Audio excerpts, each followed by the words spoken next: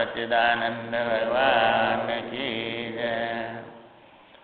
श्री वाल्मीकि जी कहते हैं, हे भरद्वाज, पूज्यपाद महात्मा वशिष्ठ के यों कहने पर कमल नयन श्री राम प्रफुल्लित कमल के समान शोभा पाने लगे, क्योंकि सब शोक मोह से पार हो जाता है जीव जब ये ज्ञान प्राप्त हो जाता है। इनको बड़ा दुख हो रहा था, पहले बैराग आया था इनके अंदर और राग से ऊपर उठ के बैराग में दुखी हो रहे थे। अब ये राग बैराग दोनों ज्ञान से समाप्त हो गए, इसलिए वो बड़े जो है शोभा पाने लगे, खिल गए एकदम। जो है पहले मुरझाए हुए से रहते थे और जो है श्री राम जी वशिष्ठ जी से कहने लगे, मुनिवर है जो अविद्या वास्तव में है ही नहीं, उसने सबको बस में कर लिया है। यह कैसी विचित्र बात है, कोई वस्तु हो तब उसको जो है बस में करे तब तो ठीक बात है, पर जो है ही नहीं और फिर भी उसने जो है सबको अपने बस में कर लिया, ये विचित्र बात है। तो भगवान ये सुनकर राम जी के प्रश्न उत्तर देने लगे। वशिष्ठ जी ने कहा, हे निष्पाप रघुनंदन, इस संसार में काठ और दीवाल के समान जड़ देह कुछ भी नहीं है। इसी को सब कुछ मानता है और इसको लेकर इतना दुखी होता है शरीर को। ये जड़ देह है, जैसे दीवाल और काठ के समान है ये जड़, ये कुछ भी है नहीं, वास्तव में इसका सत्ता नहीं है, बिना सत्ता के दिख रही है, सत्ता है किसी दूसरे की और दिख रही है कोई। इस चित्त ने ही स्वप्न के संसार की भांति इसकी कल्पना कर रखी है। ये स्वप्न के दृष्टांत से इसकी सत्ता खोती है। ये सत्य दिख रहा है, ये मैं हूँ, जन्मा हूँ और जो है पढ़ा लिखा हूँ और वृद्ध हो गया, जवान हो गया, ये सब इसमें दिख रहा है, परंतु ये सत्ता ही न है। जैसे अपने घर में सो रहे थे और जो है वो शरीर स्वप्न में आपको हरिद्वार में दिख रहा है गंगा स्नान करता हुआ। अम्मा कोई समझावे कि भाई तुम्हारी कोई ये शरीर की सत्ता ही नहीं है, तो वो समझाने वाला सत्य कह रहा है कि झूठ बोल रहा है, स्वप्न में सत्य बोल रहा है, पर उसकी समझ में नहीं आएगी ये बात, जगेगा नहीं जब तक। सत्ता इस शरीर की है, जहाँ घर में सो रहा है कि वो स्वप्न में गंगा स्नान कर रहा है उसकी सत्ता है, ऐसा की सत्ता है, और वो सत्ता ही न है, कल्पना है। तो उस दृष्टांत से ये दृष्टांत समझना चाहिए, जैसे उसकी सत्ता नहीं है ऐसे इसकी भी सत्ता नहीं है। चूंकि दृष्टा ही दृष्टि से मां दृश्य बना हुआ है, इसी प्रकार यहाँ भी वो चेतना दृष्टा और दृष्टि से ये दृश्य शरीर बना हुआ सा दिख रहा है, वो बना नहीं है, हुआ सा दिख रहा है। ये चित्त ने जो है कल्पना करके स्वप्न के समान संसार की ये जो है जैसे स्वप्न का संसार रच लिया, उसी के भांति इसकी कल्पना कर ली है। श्री राम अज्ञानी जीवात्मा को ये अनंत शारीरिक सुख दुख होते हैं। जो अज्ञानी जीव है उनको ये शारीरिक अनेक प्रकार के सुख दुख होते हैं, किंतु ज्ञानी महात्मा पुरुषों को ये बिल्कुल नहीं होते, क्योंकि ज्ञानी महापुरुष जो है आत्मा को मैं मानता है और अज्ञानी या शरीर को मैं मानता है। तो ये स्वप्न के समान है, वास्तव में थोड़ा ही है। तो स्वप्न में जब तक न्याय है तब तक ये दुख सुख सत्य हैं, और इससे जगेंगे परमार्थ में तो तुम्हारे बिना सुख है न दुख है, दोनों के दृष्टा हैं। इसलिए ये सुख दुख ये भी मोह निशा सब शोभनहारा, देखें स्वप्न अनेक प्रकार। ये भी परमार्थ में स्वप्न है, ये बताएंगे अभी 7 अज्ञान की भूमिकाओं में। तो ये जो है स्वप्न के समान है। अब इसमें से नहीं जगेंगे तब तक ये मुक्ति नहीं प्राप्त होगी, क्योंकि कर्म करो और फल भोगो उनके। तो ये संसार चक्कर चलता रहेगा। और कर्म 2 प्रकार के होते हैं, जो है पुण्य और पाप, और 2 ही फल मिलते हैं उनके, दुख और सुख। तो कर्म किए बिना रहेगा नहीं, फिर उनके फल भी भोगने पड़ेंगे। इस चक्कर में चलता रहेगा। इसलिए जो है ज्ञानी महापुरुष अपने आत्मा को मैं समझते हैं, उसमें ये दुख सुख है नहीं, क्योंकि वो देश काल वस्तु से रहता है, न कर्म है न भोग है। इसलिए वो अपना स्वरूप है, क्योंकि वे परमात्मा के यथार्थ स्वरूप को जान गए हैं। जिन्होंने परमात्मा का आत्मा का यथार्थ स्वरूप समझ लिया, वो इस सब संसार के दुख से पार हो जाते हैं। देह जड़ है, अतएव वह दुख का अनुभव नहीं कर सकता। देह अभिमानी जीवात्मा ही अविवेक के कारण दुखी होता है। ये शरीर में दुख सुख नहीं है। इसमें जो जीव है अभिमानी, वही दुखी सुखी होता है। इसको लेकर तादात्म्य कर लेता है इससे, क्योंकि जड़ है शरीर और चेतन है आत्मा। न आत्मा में जो है चेतन में दुख सुख है, न या जड़ शरीर में दुख सुख है। ये जो चेतना है, चेतना का संबंध चेतन से और शरीर से दोनों से है। वो जड़ चेतना की ग्रंथि है, उसमें दुख सुख होते हैं, उसका नाम जीव है। जड़ चेतन ग्रंथि पड़ गई, जदप मृका छूटत कटने, तो वो ग्रंथि है, उसमें दुख सुख हैं। ये उसको जड़ भी नहीं कह सकते और चेतन भी नहीं कह सकते। माया के जैसी जड़ नहीं है वो ग्रंथि जीव, और आत्मा जैसा चेतन नहीं है। इसलिए उस अनिर्वचनीय है, उसमें ये सुख दुख होते हैं।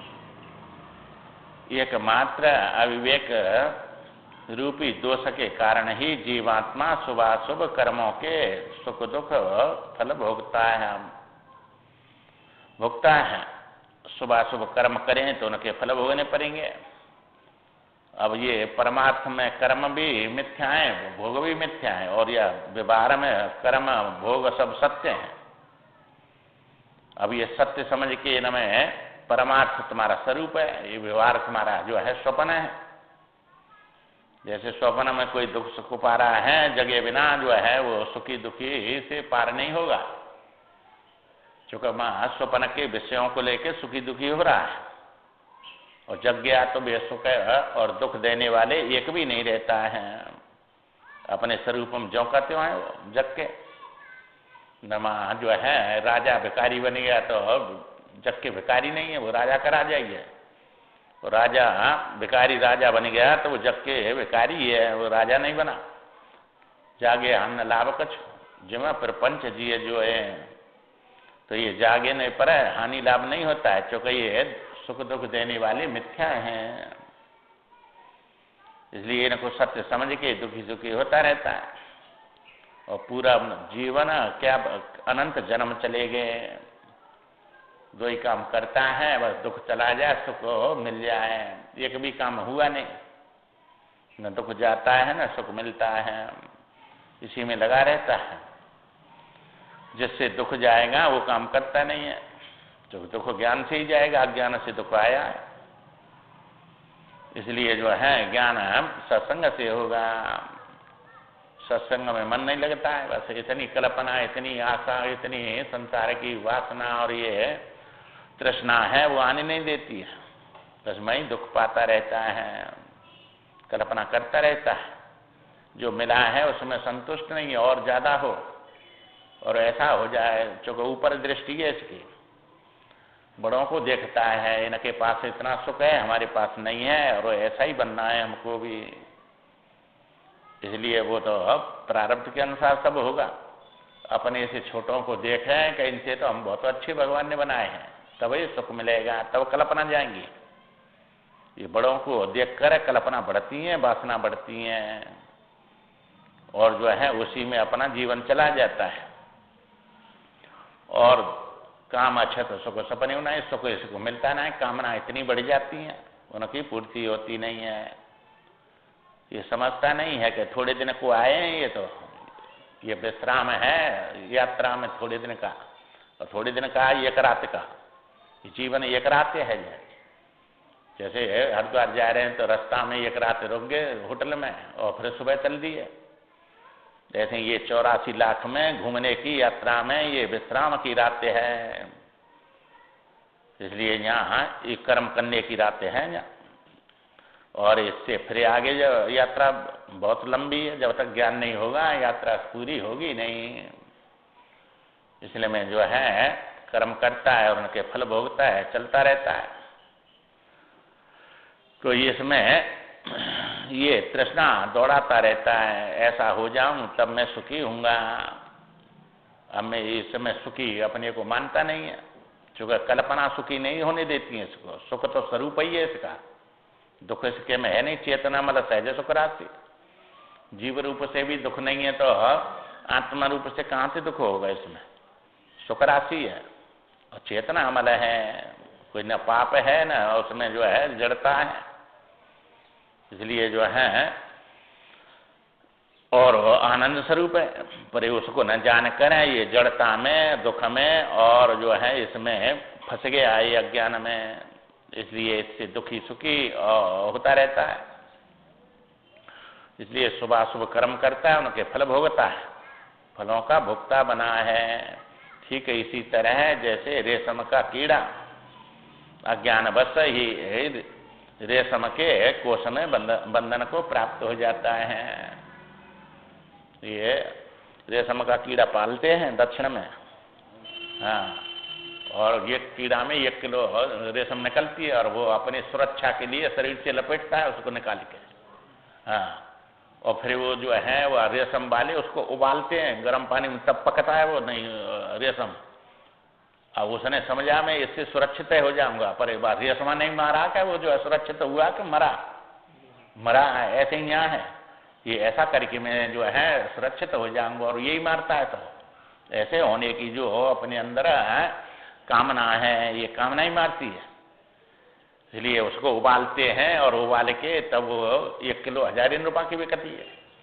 इसलिए जो है उस रेशम के कीड़ा के समान ये बंधन में और मृत्यु में वो बंध जाता है। अपने उस मुख में से निकाल के रेशम और लपेटता है अपने शरीर से सवारी पूरे से, तब उसको जो है मारा जाता है। ऐसे ही जो है ये अविवेकी रूपी रोग से बंधा हुआ विविध वृत्तियों से युक्त मन नाना आकृतियों में विचरण करता है। कि अविवेक के रोग से बंध गया और जो है विविध अनेक प्रकार की वृत्तियां उठती रहती हैं, ऐसा हो जाऊं ऐसा हो जाऊं, और बड़े बुद्धि लगाता है ऐसा होने के लिए, पर वह सत्य में बुद्धि नहीं लगाएगा। और असत्य में बड़ी चोरी करनी है तो कितनी बुद्धि लगाए, कितना सोचेगा। पर साहूकार बनना है तो एक क्षण भी नहीं सोचेगा, धर्मात्मा बनना है तो बिल्कुल नहीं सोचेगा, और पापी बनने के लिए बड़ी बड़ी युक्ति निकालता है। तो पुण्य करने के लिए ज्यादा सोचने की जरूरत नहीं है, पाप करने के लिए बहुत सोचना पड़ता है, तब जाके ये पकड़ा नहीं जाऊं, इसमें किसी को पता न लगे, किसी को जो है बड़े बड़े युक्ति निकालता है। इसलिए जो है अनेक प्रकार के बंधनों को प्राप्त होता है, अविवेकी रोग से बन जाता है। इसलिए जो है वृत्तियों से युक्त मनमाना जो है आकृतियों में विचरण करता है। ये नाना प्रकार की आकृतियों में जाता है, विचरण करता है, ये चक्र में फंस जाता है, करता हुआ चक्र के समान घूमता रहता है। इसलिए जो है काल कर्म स्वभाव गुण घेरा फिरत सदा माया कर प्रेरा, माया की प्रेरणा से संसार की और ये 84 लाख योनियों में जड़ चेतन में घूमता रहता है। और इसमें जो है इसको कभी शांति नहीं मिलती है। श्री राम जैसे घर का मालिक घर में अनेक प्रकार की चेष्टा करता है, किंतु जड़ घर जो है स्वयं कुछ भी नहीं करता। घर में रहने वाला सब जो है चेष्टा करेगा, चारों तरफ घूमेगा, उसमें ये ठीक करना वो ठीक करना, पर घर कुछ नहीं करता है। उसी तरह शरीर में जीवात्मा ही विविध चेष्टाएं करता है, शरीर कुछ नहीं करता। ये जीव के बिना ना पैर, हाथ, आंख, नाक कोई इंद्री काम नहीं करेगी। इसलिए ये सब है इनमें बैठ कर है, ये जीव ही सब कुछ चेष्टाएं कर रहा है। इसलिए जो है शरीर कुछ भी नहीं करता है, ये तो जड़ है। जैसे कहेंगे ऐसे ही ये तो तुम्हारे क्रिया जो करेगा वो तुम्हारे संकेत से, तुम्हारे करने से करेगा, अपने आप नहीं करता है। भगवान राम ने पूछा, भगवान आप संपूर्ण तत्ववेताओं में श्रेष्ठ हैं, सिद्धि देने वाली ज्ञान की 7 भूमिकाओं का स्वरूप कैसा है, यह मुझे संक्षेप में बतलाइए। ज्ञान की 7 भूमिकाएं हैं। जो ज्ञानी होते हैं उनमें जो है भूमिकाओं में चलते हैं। अब ये आप बतलाएंगे तो हमको भी उसी प्रकार उसमें अंत में सिद्धि को प्राप्त करना है। सिद्धि देने वाली ज्ञान की चूंकि सिद्धि अपना स्वरूप है, और ये तो बनावटी है, सिद्ध नहीं है, ये असिद्ध है। इसलिए सिद्धि में पहुंच गए तो बस सब दुखों से पार हो गए, या नकली में पड़े हुए दुख पारे। इसलिए उनको बतलाओ। वशिष्ठ जी बोले, हे राम जी, अज्ञान की 7 भूमिकाएं हैं और ज्ञान की भी 7 भूमिकाएं हैं। फिर गुणों की विचित्रता से इन दोनों के दूसरे दूसरे असंख्य भेद हो जाते हैं। वो संख्या नहीं है, अज्ञान की भी कितनी भी कहाँ तक है और कितना है, और ज्ञान भी कितना है, अनंत है ये सब। तो ये अनेक भेद हो जाते हैं इनके। इसलिए पहले मैं अज्ञान की 7 भूमिका बतलाता हूँ। आत्म स्वरूप में अनादिकाल से अज्ञान का आरोप है। जो तुम्हारा स्वरूप है उसमें अज्ञान तो है नहीं, आरोप है उसमें। मैं अज्ञानी हूँ, ये सबको अनुभव हो रहा है। अब मैं अज्ञानी हूँ ये भी तो ज्ञान से ही जान रहे हैं, तो अज्ञान कहाँ है तुम्हारे में? ज्ञान नहीं है। हाँ, चूंकि अज्ञान तो ज्ञान से ही जाना जाएगा, और जानने वाला ज्ञानी है तब जान रहा है। तो ये है इसमें विवेक न होने से अनादि काल से, चूंकि आदि नहीं हुई इसकी, आदि होती तो बता देते कि जब से हुआ है। इसलिए जब से जीव भयो संसारी, छूटे न ग्रंथि न होए सुकारी। तो जब ते ये संसारी हो गया, जब ते ये ग्रंथि इसकी छूटती नहीं है और सुखी नहीं होता है, ग्रंथि बना हुआ है। तो ये मैं मेरे की गांठ में और इसमें बंध गया। इसलिए जो है अज्ञान आरोप है। उस अज्ञान की ये 7 भूमिकाएं हैं, जिन्हें सुनो। बीज जागृत पहली है। ये बीज के द्वारा जैसे अंकुर होता है और फिर विशाल वो बन जाता है, इसलिए पहली बीज जागृत है, दूसरी जागृत है, तीसरी महाजागृत है, चौथी जागृत स्वप्न है, और 5वीं स्वप्न है, और जो है स्वप्न जागृत है 6ठी, और सुषुप्ति। ये 7 जो है भूमिका अज्ञान की बोली जाती हैं। अज्ञान के ये 7 भेद हैं। ये 7 भेद फिर एक दूसरे से संयुक्त होकर अनेक नाम धारण करते हैं, अनेक प्रकार के बन जाते हैं ये। अब तुम इस सप्त विधि अज्ञान के लक्षण सुनो। ये 7 प्रकार का जो भूमिका है इनके लक्षण बताते हैं। महासर्ग के आदि में चिन्मय परमात्मा से जो प्रथम नाम निर्देश से रहित एवं विशुद्ध व्यष्टि चेतन प्रकट होता है। ये महासर्ग माने जो सृष्टि की उत्पत्ति हुई है, पहले उससे जो है चिन्मय परमात्मा है, और उससे ये जीव की चेतना की उत्पत्ति होती है। वृष्टि चेतन बोलते हैं उसको, प्रकट होता है। वह भविष्य में होने वाले चित्त और जीव आदि संज्ञा शब्दों तथा उनके अर्थों का भाजन होकर जागृत अवस्था के बीज रूप से स्थित होता है। वही जो है चेतना चित्त और जीव रूप से बोला जाता है। चित्त आ गया, जीव बन गया, वो चेतना ही परमात्मा से अंश जो उत्पन्न हुआ और अंश चित्त में आके जीव बन गया, चित्त का जो है संज्ञा प्राप्त कर लिया। तो वो वाजन जागृत अवस्था के बीज रूप से स्थित होता है। अब वो बीज और जागृत उसमें आ गया, बीज है उसके अंदर, क्योंकि वह है महाप्रलय के समय भी परमात्मा में बीज रूप से ही था।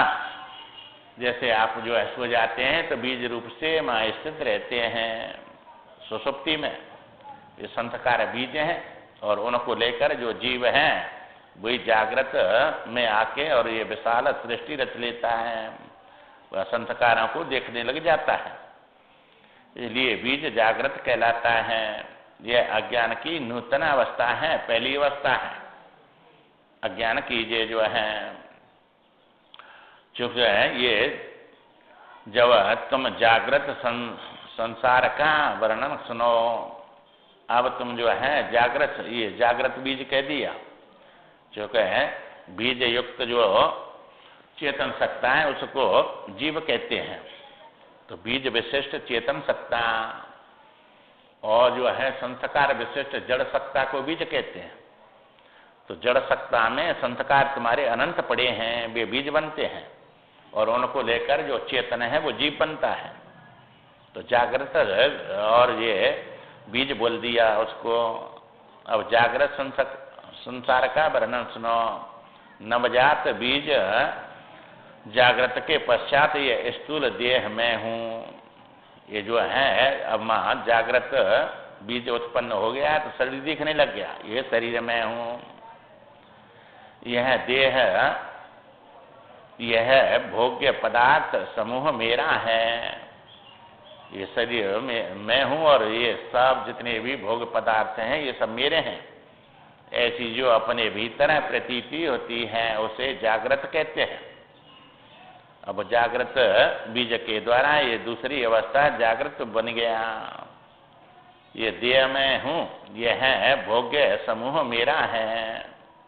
इस जागृत प्रतीति के उत्पन्न होने के पश्चात जन्मांतर के अभ्यास से दृढ़ हुई जो प्रतीति स्फुरित होती है उसे महाजागृत कहलाते हैं। तो महाजागृत है जागृत पुरुष का अदृढ़ या दृढ़ जो सर्वथा तन्मयता का आत्मक जागृत के ही तुल्य है, मनोराज्य है। अब ये जागृत महाजागृत कहला जाता है। महाजागृत माने जो संस्कार युक्त हैं, जैसे ब्राह्मण आदि जातियों में उत्पन्न हुए लोगों में किसी किसी को व्यक्ति का ही जन्मांतर के अभ्यास से अपने वर्ण उचित कर्मों का आचरण करने को मिलता है ना, ग्रहण करता है। वो सब में ऐसी बात नहीं होती है, चूंकि अपने अपने वर्ण आश्रम के अनुसार ये महाजागृत माने शास्त्रों का आश्रय लेकर और इसे मार्ग पे चलता है। ये सब नहीं चलते हैं, ये पहले जन्म के संस्कार वाला चलता है, महाजागृत हो गया है। जानिए जब जीव जग जागा, जब सब विषय विलास विरागा। तो ये जब सब विषयों से बैराग करके और इधर अपने धर्म के अनुसार अपने इस पे शास्त्र के अनुसार चलता है उसको महाजागृत कहते हैं। और इसके बाद में जागृत पुरुष का अदृढ़ या दृढ़ जो सर्वा था तन्मय आत्मक जागृत के ही तुल्य है, मनोराज्य है, उसी को जागृत स्वप्न कहते हैं। अब ये जागृत में आके ऐसा बन जाऊं, ऐसा करूंगा, ये स्वप्न देखता रहता है, ये जागृत स्वप्न है, कल्पना करता रहता है, मनोराज्य करता रहता है।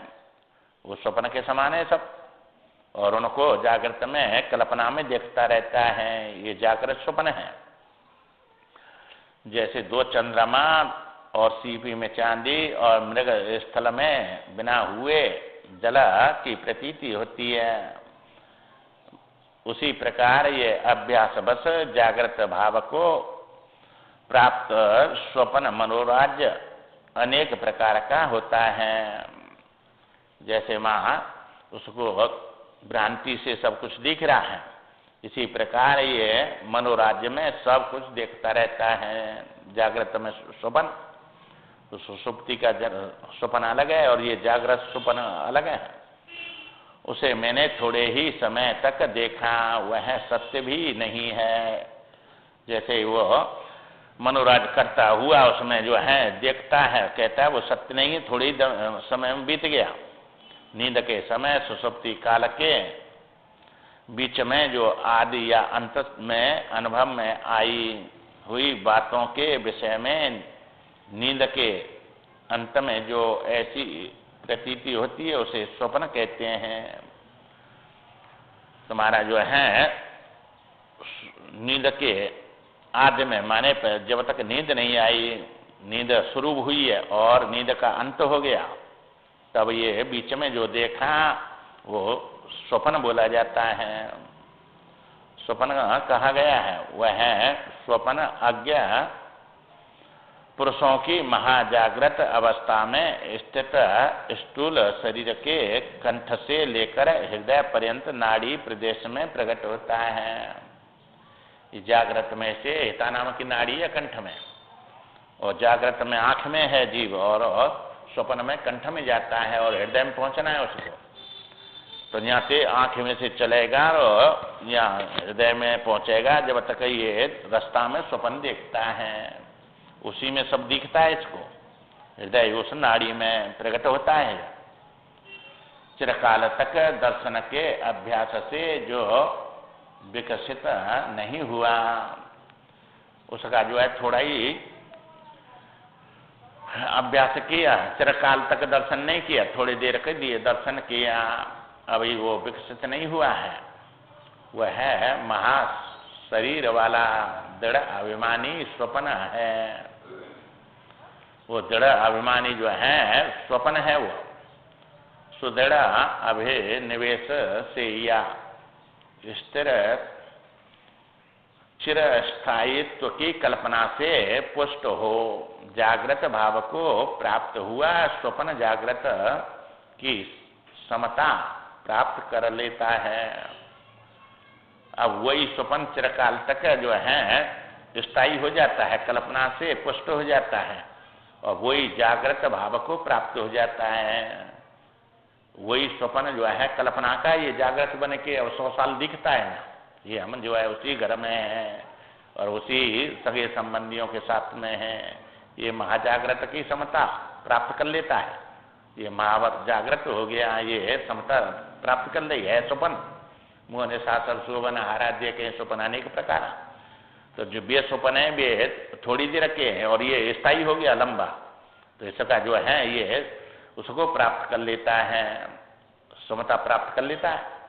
इस अवस्था को प्राप्त हुआ स्वप्न स्वप्न है, ये स्वप्न स्वप्न जागृत है, स्वप्न ही स्वप्न जागृत बन गया है। वो स्वप्न ही ये जागृत के नाम से बोला जाता है। जैसे माँ भी ऐसे ही बात कर रहे हैं, सबके साथ रह रहे हैं, ऐसे यहाँ रह रहे हैं, ये स्वप्न जागृत है, ये स्वप्न ही स्वप्न जागृत है माना गया है। पूर्वोक्त 6 अवस्थाओं का परित्याग करने पर ये 6 अवस्था जो है स्वप्न की त्याग जब हो जाता है, तब जीव को जड़ अवस्था है वही भावी दुखों का बोध कराने वाले बीज रूप अज्ञान से संपन्न सुषुप्ति कही जाती है। अब भावी दुख में जाएगा, वो बीज रूप से सुषुप्ति में स्थिर हो गया, और वो जो है आगे जाके अपने स्वप्न बनाएगा और उनमें भोग भोगवाएगा सब। ये जागृत वाला या फिर ये स्वप्न वाला सब उसी में देखेंगे। ये 2 ही अवस्था में देखता है सबको, सुषुप्ति में तो स्थिर हो जाता है, और ये बीज को लेकर संस्कार को लेकर वहां से जगेगा, फिर स्वप्न में जाएगा, फिर या जागृत में आ जाएगा। तो वही स्वप्न कभी अभ्यास के कारण और लंबा बन जाता है। तो ये लंबा स्वप्न है, वो क्षणिक स्वप्न है, वो छोटा है, ये बड़ा है। तो छोटी स्वप्न वाला बड़े स्वप्न को प्राप्त हो जाता है, ये सब देखने लग जाता है। जैसे माँ स्वप्न में देखा ऐसे यहाँ देखता है इसको। तो जैसे वो माया दिखाई उनको, जो है सुदामा जी को तो डुबक्की लगाई और उछले थे समय उनके जो है शादी हो गई, राजा बने गए, बच्चा हो गए, उनकी शादी, कितना बारी समय निकल गया और डुबक्की लगा के उछले, इतनी देर हम देख लिया। तो ऐसा ये है, ये एक क्षण में ये 100 वर्ष दिखने लग जाती हैं। सब हमारा घर है, मकान है, बच्चे हैं, ये सब पैदा हुए, पढ़ाए लिखाए, सब ये हमने किया, ये सब दिखने लग जाता है और है एक क्षण का ये। इसलिए क्षण भंगुर बतलाया, ये बुद्धबदा के समान है। बुद्धबदा कितनी देर रुकता है, नल खोल दे तो बाल्टी में है बुद्धबदा पड़ते हैं नहीं, ऐसा ही है जीवन। ये जीव है जल में, जैसे बुद्धबदा है ऐसे ये आत्मा रूपी जल में जीव फुदक रहा है। तो उसमें ये सब कल्पना कर करके ये संसार बनाता रहता है। इसलिए जो बीज रूप से ये जो है दुखों का बोध कराने वाली बीज रूप अज्ञान से संपन्न सुषुप्ति कही जाती है। अज्ञान में और बीज रूप से स्थित हो गया उसमें, और उसी में को निकल के स्वप्न में आएगा, फिर जागृत में आएगा। ये दोनों ही जो है स्वप्न जागृत बन जाएंगे। अज्ञान में से निकले आए तो अज्ञान ही कारण है इनका स्वप्न जागृत का। इसलिए जो है मां, और भी अज्ञान में संस्कार कारण है, तो वो सुषुप्ति में चला जाता है। इस हे रघुनंदन, इस प्रकार 7 प्रकार की अज्ञान भूमिका का मैंने वर्णन किया। यह नाना प्रकार के विकारों तथा लोकांतरों के भेदों से युक्त होने के कारण निंदनीय एवं त्याज्य बताई गई है। ये सब नाना प्रकार के विकारों से और लोकांतरों में माने भेद से ये सब निंदनीय है। ते कृत निंदक मंदमत आत्महनन गत जाए। अब ये सबको जो है इस समय इसी में लगा रहता है, ये सब इससे निकलने का प्रयत्न नहीं करता है, अज्ञान की भूमिकाओं में पड़ा रहता है।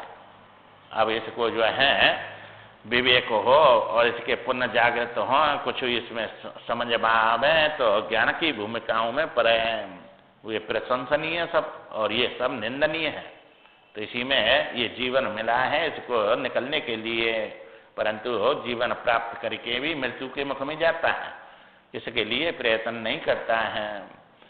इसलिए वशिष्ठ जी कहते हैं, निष्पाप रघुनंदन, अब मैं 7 प्रकार की ज्ञान भूमिकाओं का वर्णन करता हूँ, इसे सुनो। पहली ज्ञान भूमिका शुभेच्छा है। शुभेच्छा, ये जब पुण्य उदय होता है तो इसको शुभेच्छा होती है। शुभेच्छा जो है ये मुक्ति की इच्छा को कहते हैं, और सब अशुभ इच्छाएं सब मारने वाली हैं, बस यही मुक्ति देने वाली इच्छा है, शुभेच्छा है। दूसरी सुविचारणा है, तीसरी तन्मानता है, चौथी सत्वापत्ति है, 5वीं असंग शक्ति, 6ठी पदार्था भावनी और 7वीं जो है तुरीय गाय है। इस प्रकार ये ज्ञान की 7 भूमिकाएं मानी गई हैं। ये 7 ज्ञान की हैं, अब ये 7 अज्ञान की हैं। तो अज्ञान की भूमिकाओं में स्वप्न में दौड़ता है, दोनों में सो जाएगा, या मृत्यु हुआ में महाप्रलय में गया या प्रलय में गया, सुषुप्ति में गया।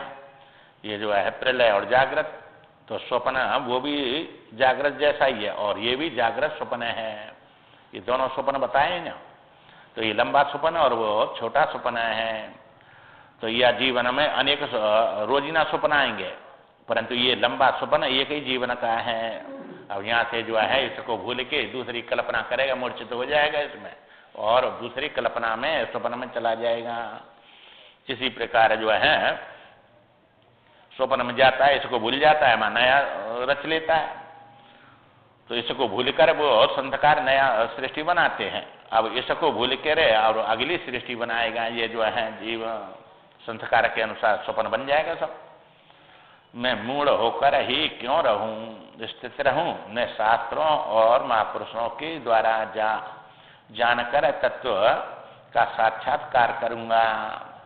इस प्रकार वैराग्य पूर्वक केवल मोक्ष की इच्छा होने को ज्ञानी जनों ने शुभेच्छा कहा है। अब ऐसी तो किसी किसी में आती है, ये जो है लाख बार कहा तो अभी कोई सत्संग सुनने आता नहीं है, क्योंकि ऐसी स्थिति उनकी है नहीं।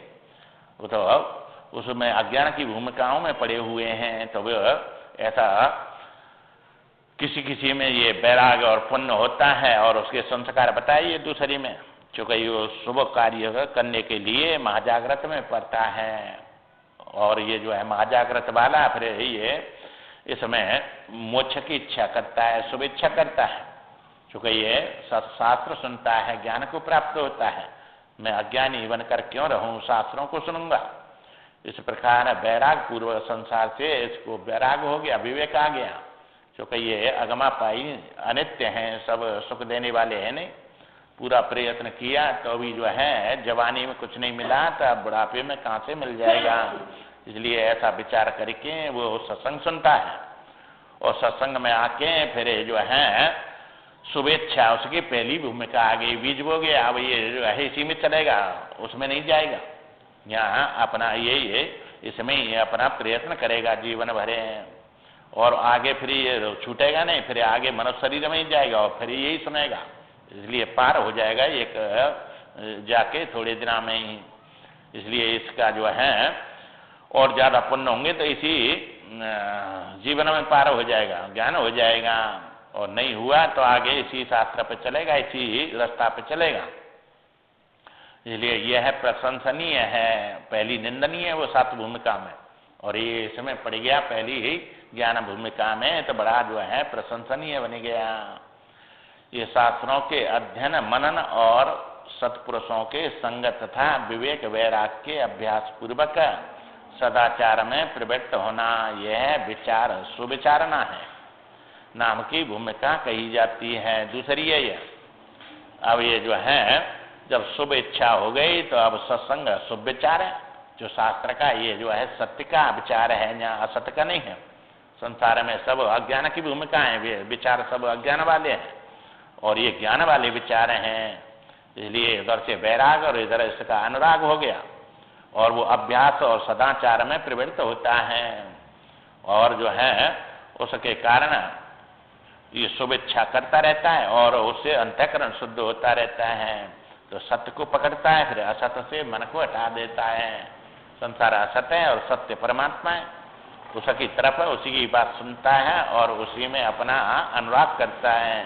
इधर से वैराग, तो ये दूसरी भूमिका इसके अंदर आ जाती है, और इस भूमिका में दूसरी में और रहकर ये जो है उपरयुक्त शुभेच्छा और सुविचार के द्वारा इंद्रियों के विषय भोगों से आसक्ति का अभाव होना और अनासक्त होकर और संसार में विचरण करता है। यह तन्मानसा बोली जाती है, चूंकि अब विषय भोगों में मन नहीं जा रहा है तो उसको भोग नहीं मिल रहे हैं, और मन उसका जो है ऐसा दुबला पतला हो गया, इधर से सूक्ष्म हो गया, और परमात्मा में ही अपने मन को लगाता है, वो इधर से हटा लेता है। तो ये और संसार में उस शुभ इच्छा में शुभ विचार में अपने जीवन को बिताता है। इंद्रियों के विषय भोगों में आसक्ति का अभाव हो जाता है उसका, चूंकि विवेक आ गया, वैराग आ गया। शुभ इच्छा ये ज्ञान की भी आई तो ये विवेक वैराग से आई। अब जो है उनके अंदर जहाँ दुख है वहाँ न जाकर जहाँ सुख है उधर चलता है, जहाँ सत्य है उधर चलेगा, असत्य से मन को हटाएगा, जहाँ जड़ है जड़ता है वहाँ से हटाएगा, जहाँ चेतन है उधर चलेगा। तो ये सब जो है दो भी हैं, ये तो पाप है छोड़ेगा, पुण्य की तरफ चलेगा। तो ये सब द्वंद हैं, द्वंद्वों में से इससे निकल के और उस सत्य की तरफ चलता है। संसारम विचरण करना यह तन्मानसा बोली जाती है। मन उसका जो है संसार के भोग विलासों में नहीं दौड़ता है और एक लक्ष्य में सूक्ष्म हो जाता है, उसी में रहता है। तो ये मन शुद्ध होकर सूक्ष्मता को प्राप्त हो जाता है, इसलिए इसे तन्मानसा बोलते हैं। ये मन जो है उसका बिल्कुल सूक्ष्म हो गया, इसी को बड़े भाग्य मानस तन पावा। ये मानस तन है ये, और भाग्यशाली को मिलता है, तीसरी अवस्था है ये। तो ये तीसरी अवस्था में तन्मानसा में आ गया। तो ये है सुर दुर्लभ सब ग्रंथन गावा। इसलिए जो है ये इस अवस्था में पहुंचकर जो देवताओं को भी दुर्लभ है, ऐसी अवस्था में ये तन्मानसा में पहुंच जाता है। ऊपर बताई हुई शुभेच्छा श्रवण विचार मनन और तनुमानसा निधिध्यासन है। ये तीन भूमिका ये जो है श्रवण मनन और निधिध्यासन बोली जाती है। अब निधिध्यासन में मन में अपने स्वरूप में स्थित होने का प्रयत्न करता है, निज में अध्यास करता है। ये ऐसे हटा के और अहम में रहता है, विचार करता है उसमें, चूंकि सुविचार ना शुभेच्छा और तनुमानसा। अब ये मन कहीं ना कहीं तो करेगा, तो वहाँ उधर से हट गया, एकदम जो सुनता है उसी का विचार करता है और उसी में अपने मन को निर्ध्यासन करता रहता है। तो निर्ध्यासन एक वृत्ति होती है, वो जो है वो तो श्रवण के साथ ही चलती है, जहाँ श्रवण कर रहे हैं और मनन भी हो रहा है और निर्ध्यासन भी हो रहा है। तो निर्ध्यासन में ध्यान में अलग फर्क है। ध्यान तत्व में सब वृत्ति रोक के एक में लगाना पड़ेगा, वो ध्यान बोला जाता है। और निर्ध्यासन ये श्रवण के साथ ही चलता है। तो निज में अपने में जो स्वरूप में स्थिति है, तो ये सब बता रहे हैं। आत्मा जो है अपना स्वरूप है, वो सतह चेतन है। ये बार बार ये सब मिथ्या को हटा के सत्य में लगा रहे हैं, निर्ध्यासन चल रहा है। तो ये निर्ध्यासन जो है अपने निज स्वरूप का ध्यान इसमें हो रहा है। तो निर्ध्यासन भूमिकाओं के अभ्यास से चित्त के सांसारिक विषयों से अत्यंत विरक्त हो जाना, ये इधर से निर्ध्यासन के द्वारा और संसार के विषयों से अत्यंत विरक्त हो जाता है, उधर से मन हट जाता है। उसके अनंतर उसके प्रभाव से आत्मा का शुद्ध या तथा सत्य स्वरूप परमात्मा में तद्रूप हो जाना, सत्वापत्ति कहा है। अब इसी में ज्ञान हो जाता है, चौथी में इसको सत्वापत्ति प्राप्त हो गई। इसके व्यवहार अब सब चलेंगे ज्यों की त्यों। ये कोई जो है ऐसा नहीं है कि किसी कर्म को छोड़ दे बस ही आदि ये सब जो है जीवन मुक्त हो जाता है, ज्ञान हो गया सब चौथी भूमिका में। अब ये जो है स्वप्नवत देखता है सबको, इसलिए इसके बाद में जो असंग शक्ति आ जाती है, चूंकि विचार के जैसे जग्गे और फिर भी तुम स्वप्न देख रहे हैं, परंतु तुम्हारी जो है वो मिथ्या समझ के उस समय कोई ऐसी प्रवृत्ति निवृत्ति नहीं हो रही है। चूंकि जीवन तो अब पूरा करना ही है, न द्वेष्टि न कांक्षति, न उसका कर्म करने में कोई प्रयोजन है न छोड़ने में प्रयोजन है। जो हो रहा है वो होता रहेगा। बसेठ जी जो है इसको प्राप्त करके पूरे जीवन कर्म कांड में लगे रहे। वो सब ब्राह्मण का उचित कर्म कराते रहते थे। राजा जनक जो है अपने राजपाट को करता रहा इसी में सत्वापत्ति में, चौथी भूमिका में ये अनेक जो है, और इसी में रहकर सत्वापत्ति में सुखदेव जी विरक्त रहते थे, सबसे निवृत्त रह के। तो सबके ज्ञान एक जैसे हैं, परंतु प्रारब्ध अलग अलग होने से सब प्रकार से भोगते हुए भी वे फिर जन्म नहीं लेते हैं। ये सत्वापत्ति आ गई उनकी जो है। अब इससे ज्यादा विशेष आनंद लेंगे तो ये छठी सातवीं में जाएंगे, और नहीं इसमें चौथी में सब व्यवहार होता है इनका। विरक्त रूप से माने आसक्ति नहीं होती है, इसलिए उनके जो है सबको मिथ्या समझते हैं। उनको हानि में दुख होता है ना, लाभ में कोई हर्ष होता है, तो हानि लाभ से ऊपर उठकर वो समता में आ जाते हैं। जागे हानि लाभ कुछ, तो इसी प्रकार ये संसार अभी स्वप्नवत बन जाता है और इसमें अपने स्वरूप में न हानि है न लाभ है इससे। इसलिए वो जो है बैराग और जो है त्याग से ऊपर उठ जाता है। बैराग और अनुराग उसके अंदर है, दोनों ही नहीं है, न ग्रहण न त्याग। बैराग भी नहीं और राग भी नहीं। जिसके अंदर राग नहीं है तो वो जो है दिखेगा बैराग वाला, और बैराग नहीं है तो वो दिखेगा अनुराग वाला संसार में ही, परंतु उसमें न बैराग है न राग है, दोनों से अलग हो गया। ये राग और बैराग तो दोनों साधना है ना। बैराग जो है निकालने का साधन है और राग इस संसार में डालने का साधन है। इसलिए इनसे ऊपर सिद्धि प्राप्त कर लिया तो ये सब समाप्त हो जाते हैं उनके, इनसे कोई लेना देना नहीं होता है। इसलिए अपने स्वरूप में रहते हैं। शुभेच्छा, सुविचारणा और तन्मानसा, सत्वापत्ति, इन चारों के सिद्ध हो जाने पर स्वाभाविक अभ्यास से चित्त के बाह्य अंतर सभी विषय संस्कारों से अत्यंत असंग संबंध विच्छेद हो जाता है।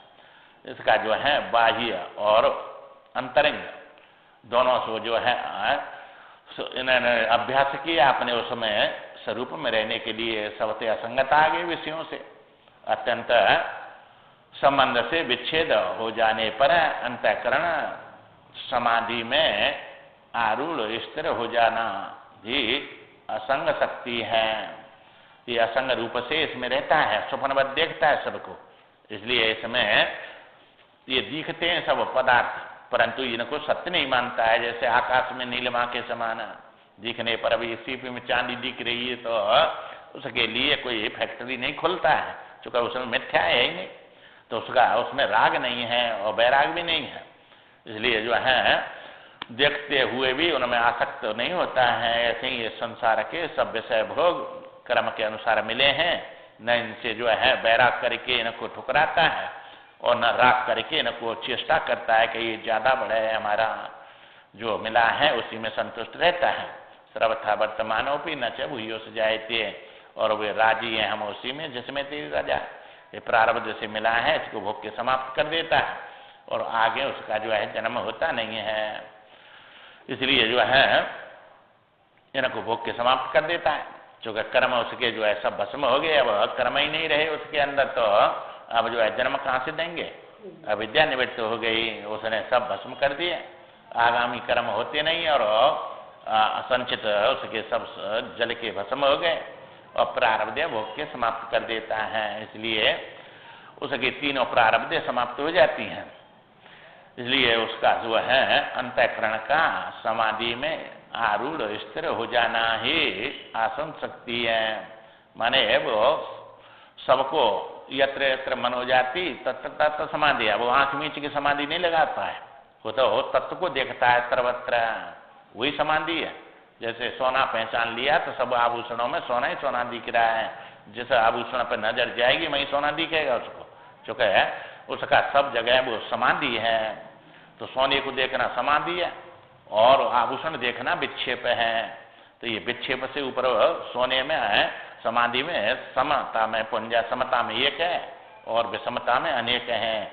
तो ये विषमता जो है कार्य है और समता कारण है, तो कारण में चला जाता है तो वो समाधि में स्थित हो जाता है, आरूढ़ हो जाता है, परंतु आसक्त नहीं होता किसी में, असंग रहता है।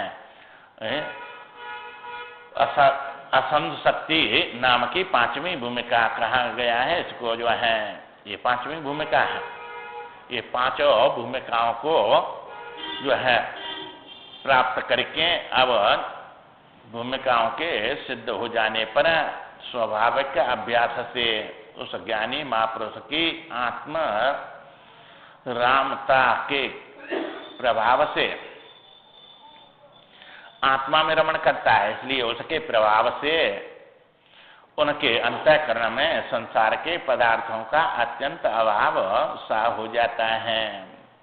अब बार बार आत्मा में स्थिर रहेगा तो संसार से मन हट गया, तो ये छठी भूमिका में जाने के लिए विशेष आनंद के लिए, और ये जो है उसमें अभ्यास करता है। तो ये हमें तो कभी दुख आएंगे सुख आएंगे तो इनसे अब कोई रहा नहीं, तो वो छठी भूमिका में जाने के लिए, जैसे याज्ञवल्क्य का सत्व आपत्ति उनको आ गई और उसका त्याग करके ज्ञान तो उनको गृहस्थ में ही हो गया, परंतु ये छठी भूमिका में जाने के लिए और उन्होंने फिर ये छठी सातवीं के लिए संन्यास लिया, तो ये विद्वत संन्यास बोला जाता है। विद्वत्ता उनको ज्ञान तो गृहस्थ में ही हो गया, परंतु फिर भी उसका अब जो है लाभ हानि से कोई संबंध नहीं रहा, इसलिए अपने विशेष आनंद के लिए संन्यास लिया, तो वो छठी भूमिका है।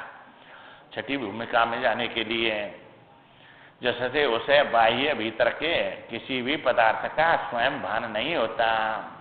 जैसे तुम सो गए तो ये जो है न बाहर भीतर कुछ भी नहीं देखते हैं, उस समय या तो सुषुप्ति में अज्ञान में जाते हैं, पर ये छठी भूमिका वाला ज्ञान में स्थित होता है, अपने सतोगुण में होता है, इसलिए इसकी इनमें आसक्ति नहीं रहती है और इसमें ऐसा स्थित हो जाता है अभ्यास के कारण उसको जो है भोजन जगा के किया जाता है। कराते हैं दूसरे लोग, अपने आप नहीं, जब पदार्थ उसको समय होने पर है और उसको भोजन करा देते हैं, स्नान ध्यान सब करा देते हैं उनके जो है जितने कर्म हैं दूसरे लोग, उसको कोई ये नहीं रहता है। ये छठी भूमिका वाला है, पदार्थाभाव नहीं बोली जाती है, पदार्थों का अभाव हो गया, बस कारण रह गया, कार्य नहीं रहा। तो ये छठी भूमिका है।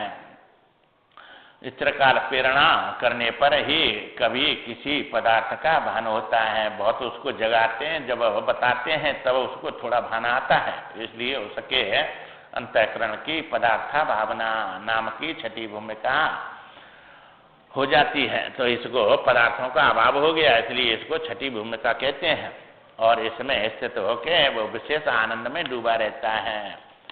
ये जो है उपरयुक्त 6 भूमिकाओं के सिद्ध हो जाने पर स्वाभाविक चिरकाल तक अभ्यास होने से जिस अवस्था में दूसरों के द्वारा प्रयत्न पूर्वक प्रेरणा करने पर भी भेद रूप संसार की सत्ता स्फूर्ति की उपलब्धि नहीं होती, उसको तुरीयगा कहते हैं। 7वीं भूमिका है।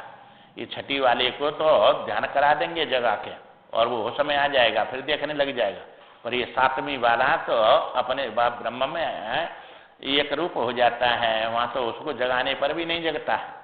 इसे तुरीयगा में पहुंच गया, 7वीं भूमिका में पहुंच गया, आनंद में डूब गया। सत्यम ज्ञान अनंतम ब्रह्म, तो अनंत हो गया, वहां जो है अब जीव नहीं रहा। और यह छठी में तो जीवत्व है, अभी 7वीं में जीवत्व नहीं रहता, इसलिए उसको जगा नहीं सकते, वृत्ति नहीं आती उसकी। अब अंतःकरण की वृत्ति जो है उसकी समाप्त हो गई, इसलिए सतोगुण में सिद्ध हो जाता है। वो स्वभाव के निष्ठ रहती है उसकी, जो है अपने आत्म भाव में माने परमात्मा में स्थित हो गया, वहां कोई जीव अलग नहीं रहा। और इसमें संस्कार लेके अभी छठी में तो उसको संस्कार रहते हैं, इसलिए उसके द्वारा वो जग जाता है और फिर देखने लग जाता है, खा पी लेता है, पर इसको खवा नहीं सकते अब। और उसका जीवन में 21 दिन या ऐसा कुछ थोड़ा ही रहता है, फिर चूंकि शरीर तो ये उसी से चलता है, बिना भोजन के चलेगा नहीं, इसलिए उसको जो है उसको तो भान नहीं है, परंतु दूसरे लोगों को उसका भान होता है। अंतःकरण की तुरीयगा भूमिका जानना चाहिए। ये जो है 7वीं भूमिका है। ये 7 भूमिका में ब्रह्म में पहुंच जाता है। अब ये ज्ञान की भूमिका है, और इनमें जाने की आत्मज्ञान जो केवल मुक्ति है, अज्ञान की निवृत्ति वाला, अब इन भूमिकाओं की जरूरत नहीं है उसमें। तो वो तो जो है उन सबसे सर्वथा वर्तमानों भी उसका तो अज्ञान निवृत्त हो गया, उसको ना अब छठी में जाना, ना 7वीं में, न जो है ये सब में वर्तता हुआ, और इनमें अपने स्वरूप को जान लेता है, सबसे अलग है, और सब मिथ्या हो जाता है। और मिथ्या नहीं, वही है सब कुछ, चूंकि इनमें ये मिथ्या और वो सत्य, मिथ्या को छोड़ के सत्य में गया। अब ये व्यवहारिक सत्य है, और ये जो केवल मुक्ति वाला अज्ञानी निवृत्ति हो गई, अपने सत्य स्वरूपम पहले भी था और फिर भी सत्य में ही रहता है। इसको भूमिका ये उसी की ज्ञान की बताई है, तो ज्ञान ब्रह्म तक ही चलता है। चूंकि ज्ञान अमान जाए को नहीं, तो अपने स्वरूप में आत्मा में ज्ञान नहीं है और न अज्ञान है। ये गुण है ज्ञान और अज्ञान दोनों, तो ज्ञान सतोगुण है और अज्ञान तमोगुण है, और इनको जोड़ता है ये रजोगुण, इसलिए वो गुणातीत है। और गुणातीत ब्रह्म भी है, परंतु उसमें ज्ञान रहता है, सतोगुण रहता है, पर इनमें गुणों से पार हो गया ये सब, तो उनमें ज्ञान और अज्ञान दोनों समाप्त हो जाते हैं, उसके अपना स्वरूप चेतन रह जाता है। क्योंकि चेतन के आश्रय होते हैं ज्ञान अज्ञान, बुद्धि में ज्ञान है, बुद्धि में ही अज्ञान है, और ये सतगुण से बनी है, और विषय को लेकर ज्ञान अज्ञान होते हैं, इसलिए ये अपने ऊपर चला जाता है। ये तुरीय अवस्था जीवन मुक्त पुरुष के इस शरीर में रहते हुए तुरीय ही विद्यमान रहती है। ये तुरीय अवस्था जो है इसी में विद्यमान रहती है 7वीं, और जो तुरीयातीत है वो 8वीं आत्मा है, और ये तुरीय जो है ये परमात्मा है, ब्रह्म है। जैसे देह का अंत होने पर विदेह मुक्ति का विषय साक्षात तुरीयातीत ब्रह्म ही है। तुरीयातीत जो है ब्रह्म ही रह जाता है, वो ब्रह्म फिर मां नहीं रहता है, अपने स्वरूप में आता है, तो उसका नाम आत्मा है, वो तुरीयातीत है, ये तुरीय है। तो इसलिए विदेह मुक्ति का उसमें विदेह मुक्ति उसी में जाके होती है, और इनको ज्ञान होते विदेह हो गए वे, परंतु शरीर दूसरों के लिए देखता है, उसके लिए शरीर नहीं रहता है, वो तो अपने स्वरूप में स्थित है। इसलिए जो है भूमिकाओं में ऐसा की गणना नहीं है। जो तुरीयातीत है उसकी भूमिका में गणना नहीं है, चूंकि भूमिकाओं से ऊपर उठ गया और अपने स्वरूप में है। हे राम जी, जो महाभाग 7वीं भूमिका में पहुंच गए हैं, वे आत्मा राम महात्मा महद पद पर ब्रह्म को प्राप्त हो चुके हैं। उन्हीं को जो है महापुरुष कहा जाता है, इसलिए ब्रह्म प्राप्ति हो गई उनकी। अब ये अध्यारोप वाला ब्रह्म प्राप्त हुआ है, ज्ञान वाला, और ये तुरीय जो आत्मा वाला पद नहीं है अभी। इनको 7 भूमिका में भूमिका साधन है और वो साध्य है, तो साधन साध्य आत्मा में नहीं है, ये या संसार में ही है साधना साध्य है। तो ये साधना साध्य जो है ये प्रयत्न से प्राप्त होते हैं, तो ये तुरीय में प्रयत्न से पहुंचा है, इसलिए जो है तुरीयातीत अपना स्वरूप है, वो तो सबके साथ ही है। तो ये जो है अज्ञान में ज्ञान में सब में आत्मा संग ही है, उसके बिना तो किसी की सिद्धि होगी नहीं। इसलिए जो है वो अपना स्वरूप ज्यों का त्यों है, इनसे ये भूमिकाओं से ऊपर उठा हुआ है वो। इसलिए परमात्मा महत्व परम ब्रह्म को प्राप्त ये भूमिका वाले हो जाते हैं। जीवन मुक्त पुरुष इस दुख में आसक्त नहीं होते, इसलिए जो है सुख दुख में इस संसार के में जो जीवन मुक्त हैं, फिर सर्वथा वर्तमानोपी हो जाते हैं, सब प्रकार से बरसते हुए न इसमें दुख में भी विलखते हैं न सुख में हर्षित होते हैं, दोनों में सम हो जाते हैं। अब ऐसी स्थिति ज्ञान से प्राप्त होती है। कर्म कितना भी करो सुख दुख जाएंगे नहीं, जीवन मरण तुम्हारा जाएगा नहीं, और हानि लाभ शोक मोह ये सब जाएंगे नहीं, और इससे सब चला जाएगा। तो इसके लिए प्रयत्न करना है अपना, चूंकि इसके लिए ये मनुष्य शरीर मिला है और ये बड़े भाग्य से मिला है, भगवान की कृपा से, अपने पुण्यों से।